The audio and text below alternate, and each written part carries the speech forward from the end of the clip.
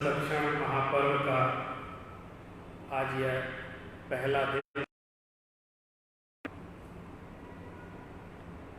हम कई वर्षों से लगभग ऐसा माना जाता है कि ये 10 लक्षण पर्व भी णमोकार महामंत्र की तरह अनाम। कोई पूछे कि ये कब से पर्व की चर्चा करते हैं तो का मतलब सुनते ही ऐसा लगने लगता है कि अब तो आनंद आएगा। लेकिन ये एक ऐसा विलक्षण 10 लक्षण, खाने पीने का उत्साह नहीं बल्कि खाना पीना छोड़ने का उत्साह।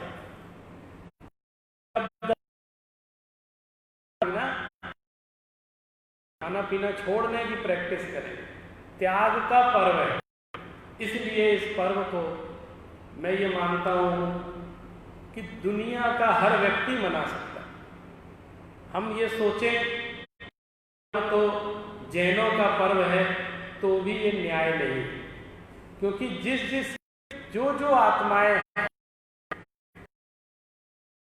अस्तित्व पर विश्वास की आत्मा होती है और आत्मा को ज्ञान दर्शन मानता है, उन सबके लिए ये पर्व है। हम सब के रूप में ये समझें कि ये आत्मा की आराधना का पर्व साल में 3 बार आता है। जैसे अभी भादों में आया, इसी तरह आगे 2 महीने और आएगा, चैत्र में भी आएगा। और तिथि वही रहे कि पर्युषण का अर्थ क्या है? पर्युषण का अर्थ होता है एक स्थान पर 4 महीने निवास, इसको हम चातुर्मास कहते हैं।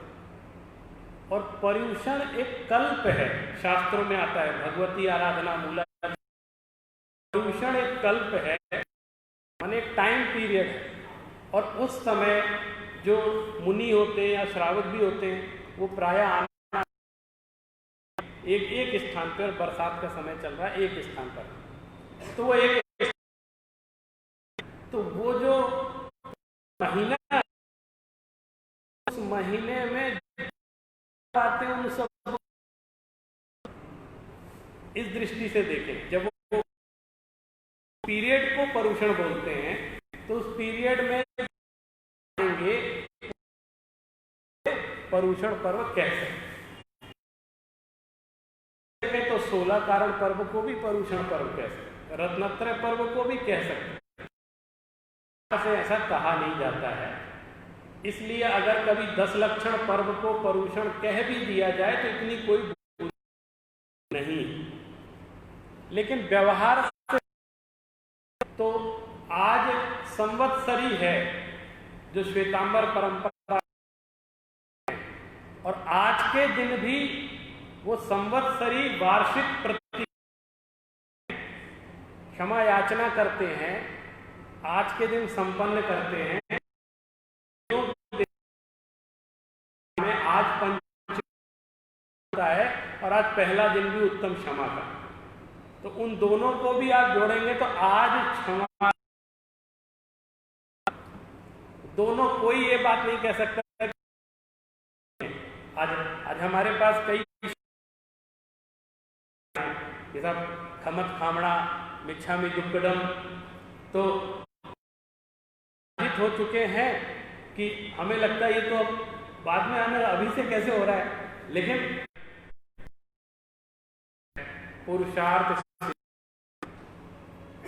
और इस ग्रंथ को का विशेष वो इस कारण भी बना कि पिछले 1-1.5 माह से मैं इसकी मंगला टीका कर रहा हूं, और ये आचार्य विद्यासागर महाराज जी के विद्वान शिष्य मुनि प्रणम्य सागर महाराज जी ने लिखी, संस्कृत में टीका। और जब टीका पढ़ा, टीका का स्वाध्याय किया और सीधे मैंने स्वाध्याय किया। बाद में मैंने समय सार ग्रंथ पर टीका लिखी, प्रवचन सार पर लिखी, पंचास्तिकाय ग्रंथ, वो स्वयं टीकाकार मुख्य रूप से, लेकिन उन्होंने कुछ ग्रंथ भी लिखे, जैसे ये पुरुषार्थ सिद्धिउपाय, श्रावकाचार विषय, जैसे हम लोग रत्नकंड श्रावकाचार पढ़ते हैं वैसे ही पुरुषार्थ सिद्धिउपाय उनका बहुत प्रसिद्ध ग्रंथ है। इस माध्यम से हम एक शुरुआत कर रहे हैं। एक बार इस ग्रंथ तो 10 लक्षण में इसकी जितनी कारिकाएं होंगी तो होंगी, लेकिन एक बार इसका टेस्ट लग जाएगा तो आप वर्ष भर इसका स्वाध्याय अध्ययन कर सकते हैं कि इस ग्रंथ में इतना आनंद है। और एक महत्वपूर्ण बात आपको पुरुषार्थ सिद्धिउपाय के बारे में, इसकी जो मंगला टीका प्रणम्य महाराज जी ने लिखी है वो बड़ी सरल, सुबोध और विषय की गंभीरता, माने शैली प्राचीन आचार्यों जैसी दिख रही है, विषय की गंभीरता भी, लेकिन प्रस्तुतिकरण बिल्कुल आधुनिक। वो आज बहुत कम ऐसे लोग हैं, ऐसे कम विद्वान हैं, कम मुनि हैं जो संस्कृत की टीकाएं लिखते हैं। और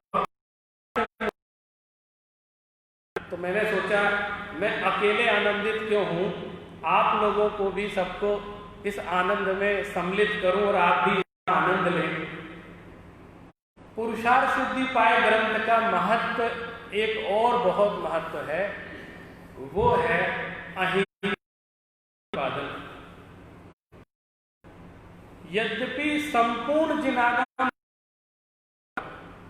अहिंसा की चर्चा है सबसे, क्यों? क्योंकि अहिंसा परमो धर्म, अहिंसा के उद्देश्य से ही सारी चर्चाएं की जाती हैं। लेकिन पुरुषार्थ सिद्धिउपाय में अमृत चंद्र ने एक व्यवस्थित परिभाषा दी, बल्कि अहिंसा से संबंधित जितनी कुरीतियां फैली हुई समाज के अन्य वर्गों में, अहिंसा को लेकर जो गलत धारणा थी, उन सबका चिंतन करते हुए उन्होंने उसके समाधान को प्रस्तुत किया। आप अहिंसा को लेके हमेशा हम पालन करते हैं, लेकिन मन में शंकाएं बहुत, ऐसा करेंगे ना दोष लगेगा, इसमें लगना चाहिए, उसमें ज्यादा लगना चाहिए, सारी बातें मन में आती रहती। तो आचार्य अमृतचंद ने उस सबको इतना अच्छा व्यवस्थित करके इससे लोगों के मन में ये चिंतन चलता था कि अहिंसा कैसी है, अहिंसा के बारे में तरह तरह के प्रश्न उपस्थित होते थे। इसलिए मेरे साथ इस ग्रंथ का स्वाध्याय करेंगे, इस ग्रंथ के बारे में चिंतन मनन करेंगे। दूसरी मूलतः अध्यात्म के रसिया रहे, अध्यात्म की प्रधान शैली, और अध्यात्म के साथ सबसे बड़ी समस्या एक होती है कि लोग विवक्षा को नहीं समझते, अपेक्षा को नहीं समझते हैं और गलत दिशा में चले जाते हैं। यही कारण है कि पुरुषार्थ सिद्धि पाए पे पहले भी व्याख्याएं लिखी गई हैं। जैसे एक मेरे पास व्याख्या है, आपने देखा होगा भाषा वचनिका लिखी जाती है। भाषा वचनिका समझते हैं? हिंदी में, पुरानी हिंदी में लिखी जाती है। पुरानी हिंदी भाषा होती थी ना, भाषा वचनिका का महत्व आपको बताता हूं। पहले ग्रंथ व्याख्याएं करने वाले विद्वान नहीं थे। अभी आपको उपलब्ध भी हो जाते हैं, पढ़ाने के लिए लोग उपलब्ध हो जाते हैं। पहले ऐसे उपलब्ध, जैसे मान लीजिए 2-3 विद्वान हैं जो इसकी व्याख्या करते हैं, तो वो क्या करते थे कि वो प्रवचन समझाते हुए उसकी हिंदी टीका लिखते, और कौन सी वहाँ की जो देशज भाषा है उसमें लिखते। जैसे राजस्थान में ढूंढारी भाषा चलती थी, टोडरमल जी हुए, दास जी हुए, जी हुए और हुए, जैसे बनारसी दास जी हुए। तो इन लोगों ने क्या किया, उस समय की भाषा जो हिंदी भाषा चलती थी उसमें उन्होंने टीकाएं लिखना, और उस भाषा पूरे देश में शास्त्र सभाएं चलने लगी। क्यों चलने लग गई? हर जगह, लेकिन हर समाज में कोई ना कोई पढ़ा लिखा जरूर होता था। जैसे एक मान लीजिए 50 घर की 100 घर की समाज है, एक मंदिर है, तो कोई ना कोई पढ़ा लिखा श्रावक। पहले शिक्षा का वातावरण भी जरूर होता था, जो अक्षर को बांच लेता था। वो लोग रात को लैंप लगा करके दिए में शास्त्र खोल के विनम्र, और उस ग्रंथ की भाषा वचनिका को बोल, तो जैसे शास्त्र में जो श्रावक गण बैठते हैं वो सब उस वचनिका को सुन करके शास्त्र के अर्थ को समझ लेते। माने वो वक्ता अर्थ नहीं समझाता था ज्यादा, वो तो भाषित है। आचार्य विशुद्ध सागर महाराज जी ने किए हैं पुरुषार्थ सिद्धि पाए, तो वो उनके प्रवचन संकलित होकर टीका के पुरुषार्थ देशना नाम से प्रकाशित, वो भी बहुत गहरे है। तो मैं इन दिनों उन्हीं ग्रंथों का स्वाध्याय कर रहा हूं और उनको पढ़ रहा हूं। तो मैंने सोचा पर्व पर हम लोग धर्म की चर्चा प्रतिदिन की तो करेंगे ही, साथ ही थोड़ा थोड़ा आचार्य अमृत चंद्र के पुरुषार्थ प्रारंभ करेंगे, और उस इस बहाने में बहुत सारे जैन सिद्ध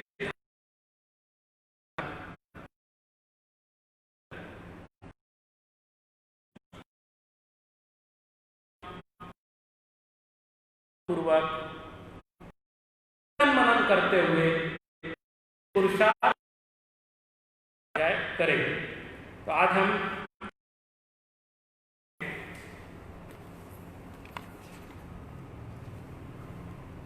इस ग्रंथ का मंगलाचरण सबसे पहले पढ़ेंगे, उसको समझेंगे।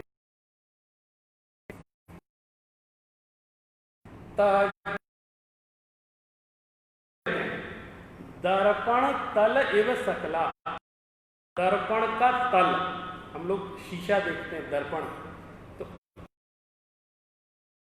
जहां पर प्रतिबिंब झलकता है, एवं उस सकला समस्त सकला पदार्थ मालिका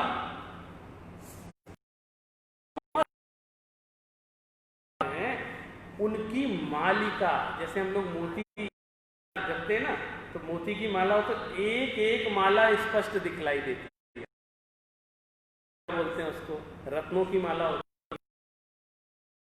है। अनंत पर्याय पदार्थों का समूह, पदार्थ हम किसको लेंगे, आप सबको ले लीजिए पदार्थ।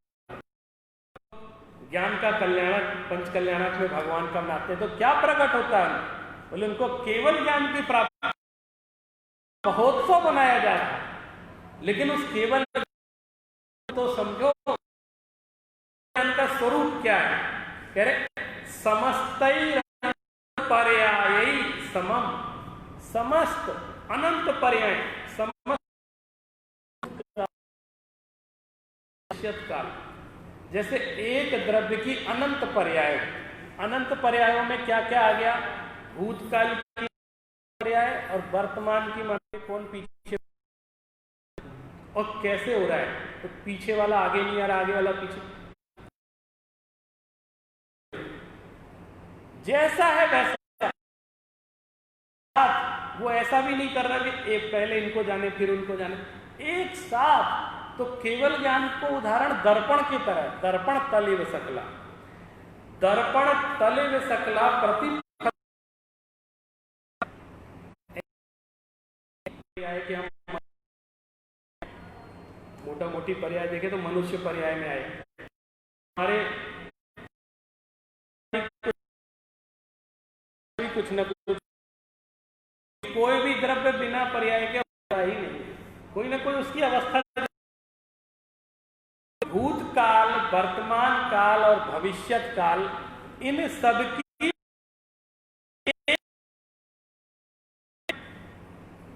एकदम जैसे हाथ पे रखे आंवले की तरह जान लेता है।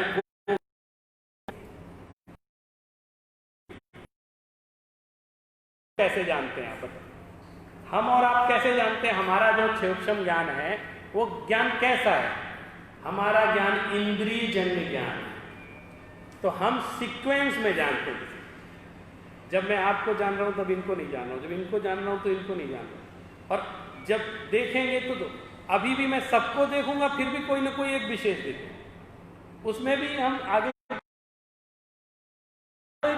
सीक्वेंस में नॉलेज बनता है, हम जानते हैं, लेकिन जो अतीत प्रकट हुआ कर्म के पूर्ण क्षय हुआ है, तो वो क्या हुआ, दर्पण संपूर्ण जगत लग गया।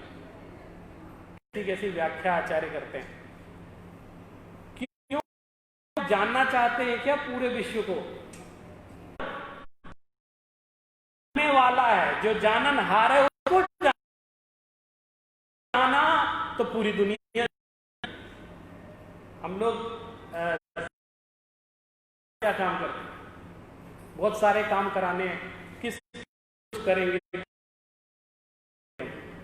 तो लोग बताते हैं भैया वो तुम्हें किसी से बात करने की जरूरत, वो तो ये कला तो केवल ज्ञान होगी, कहां कहां जाके जाने हम, किस किस को जाने, बोले हमें किसी, हम तो एक अतीन्द्रिय आत्म तत्व को जिस, और ये दर्पण इसमें जाती है कर्म और संपूर्ण कब है, जब जानने की इच्छा भी खत्म कि भाई हम की आराधना की वंदना, तो गुण हमारे अंदर, तो इसलिए केवल ज्ञान रूपी ज्योति को, रूपी ज्योति जयवंत हो तब जयति, उनकी वह ज्योति प्रसन्न रहे। फैलती रहे, उसका चंद्र ने यहाँ व्यक्त महत्वपूर्ण कि मुझे कुछ पहुंचना है शुरू की एकांतवाद का उदाहरण सुना। जैन दर्शन का बड़ा महत्वपूर्ण सिद्धांत है अनेकांत, और ये दो मैं आपसे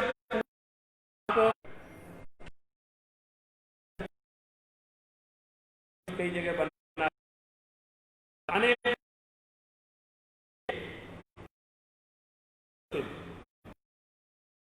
ये जो हैं जन्मांध है, कभी देखा नहीं।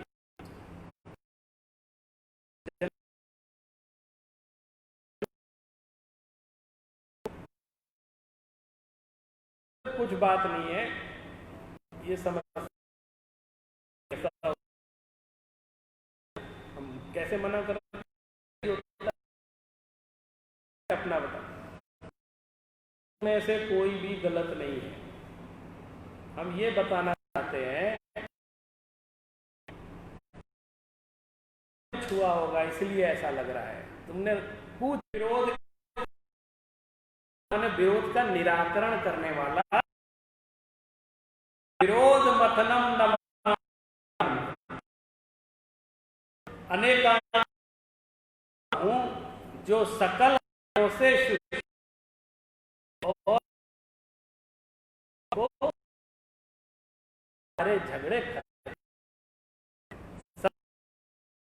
ज्योति को नमन किया, कहा कि केवल ज्ञान रहे, जहां सुनते रहो, अपने आप को अच्छा बोलते रहो, दुनिया को बेकार बोलते रहो, क्या जाता आनंद में रहो। हम आनंद में रहो। खड़ी कहाँ होती है?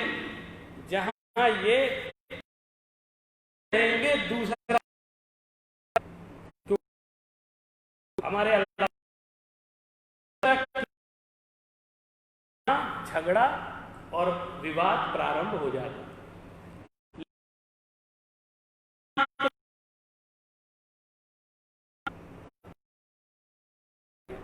तो अस्तित्व कब आ रहा है? जब प्लस माइनस और दोनों अपने को सुरक्षित रखते। कैसे स्वरूप में मैं कहूं साहब प्लस माइनस, तो कभी ऐसा प्रयोग नहीं करना। स्वभाव के अनुसार वो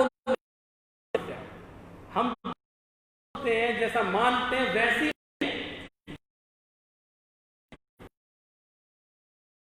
अग्नि ठंडी क्यों नहीं है साहब? चाहिए स्वरूप है अग्नि का उष्णता,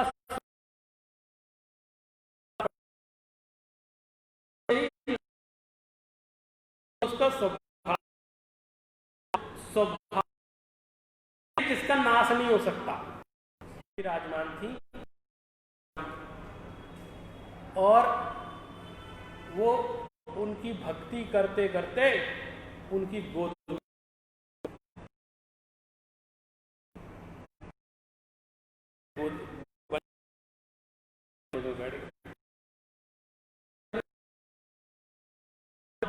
वहां बैठने की जरूरत है, गर्भगृह में थोड़ी जाते हैं ऐसे बैठने। नहीं साहब, आगम में लिखा है कारिका